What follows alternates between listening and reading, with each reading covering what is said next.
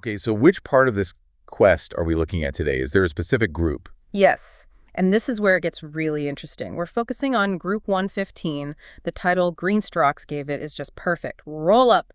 Roll up for the mystery tour. Okay, intriguing title. Does that hint at the Contenders? Oh, it absolutely does, because this group, Group 115, it's all Beatles. All 4 albums by the Beatles. Wow. We've got Let It Be, Please Please Me, Magical Mystery Tour, and In the Beginning. Okay, that is a fascinating matchup. You're comparing different eras of the same band directly. Exactly. Greenstrokes even noted how struck they were by just how much amazing music they put out and the consistent quality, even across really different styles. Yeah, that's incredible. From their early stuff to the really experimental phase. What a challenge for the listener. Totally. It forces you to ask, what do I value most within this band's work? The raw energy, the innovation, the songwriting. So this specific setup really lets us see their evolution in sharp relief. A unique way to look at their legacy. Definitely. So let's get into it. We're going to break down Greenstrokes' rankings for this all-Beatles group, see what insights they had about each one. All right, I'm curious to see how this played out. Which one took the top spot in this mini Beatles battle? Okay, so the results for Group 115. Greenstrokes put Magical Mystery Tour at number 1. Interesting. Magical Mystery Tour. That makes sense in a way.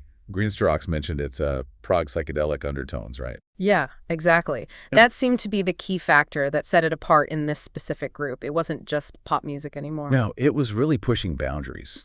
Adventurous, experimental. Think about a track like Strawberry Fields Forever. Oh, totally. The production on that alone. Right. Famously made from 2 completely different takes, different keys, different tempos. George Martin somehow stitching them together into that dreamlike sound. It's kind of mind-bending even now. That wasn't just messing around in the studio. It was like redefining what you could do. Absolutely. And then you have Penny Lane with that piccolo trumpet solo. Oh. Almost Baroque. Yeah. Or the controlled chaos of I Am the Walrus sampling a live radio broadcast in the middle of the track. Yeah. Wild stuff. These weren't just songs. They were sound collages, experiences. Meticulously crafted. It captures that psychedelic moment perfectly, doesn't it? Complex arrangements, weird, evocative lyrics. And it really does. It felt like the studio itself became another instrument for them. A masterclass in using technology for art. So for Greenstrokes, it seems like that innovation, that willingness to experiment really tipped the scales. It suggests a high value placed on pushing artistic boundaries. Yeah. Even though it started as an EP and got expanded for the US, it feels cohesive in its weirdness. Right. It clearly resonated in this head-to-head comparison, a strong statement for artistic daring in this album quest. Okay, so from the psychedelic peak, where did Greenstrokes go for number 2? Number 2 was Please, Please Me. Wow, okay. Back to the very beginning. Talk about a contrast. Total contrast. Their explosive debut, right? Raw energy, the birth of Beatlemania. Absolutely. And didn't Greenstrokes comment on the production quality for 1963? They did, called it remarkable, and it really is. When you think about it, it sounds so alive. It does. So crisp. Those harmonies on I Saw Her Standing There, Ringo's drumming, it just punches through. And wasn't most of it recorded incredibly fast, like basically live in the studio? Yeah, largely in a single-day session. Minimal overdubs. Norman Smith, the engineer, working with pretty basic 4-track gear back then. He just bottled that live energy perfectly. No frills, just pure excitement. You can feel it, can't you? That urgency. From the opening count in 1, 2, 3, 4, R. to Lennon absolutely shredding his voice on Twist and Shout. That famous one-take wonder. He supposedly couldn't even speak afterwards. It just hit after hit. Tight, catchy, powerful. So for it to come in second, even against something as sophisticated as Magical Mystery Tour, that says a lot. It really does. It speaks to the enduring power of that initial blast-off and how well it still holds up sonically. It raises that interesting question for any album quest, doesn't it? How much weight do you give to historical impact, to being first versus later refinement? Right. And that surprising technical quality for its time clearly played a role here. Sometimes raw energy just wins. Yeah, that snapshot of a band just exploding onto the scene. It's hard to beat that feeling. Okay, so number 3. Number 3, just behind Please Please Me, was Let It Be. Let It Be. The breakup album, often seen that way. More melancholic, maybe. Definitely has that feel, tied to all the band turmoil.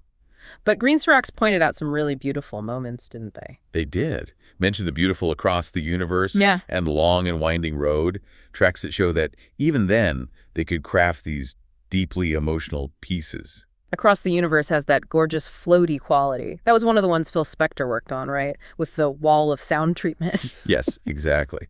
Which created this kind of ethereal vibe, quite different from the raw Get Back sessions it originally came from. A stark contrast to the band's tensions at the time. And Long and Winding Road, such a classic McCartney ballad, started simpler apparently before Spector added the orchestra. Yeah, that famously caused some friction, particularly with McCartney. But the core song, that classic structure, it's undeniably strong. It really is. It just shows, doesn't it? Even in a difficult period, the songwriting was still top-notch. Maybe even gain emotional weight because of the context? Absolutely.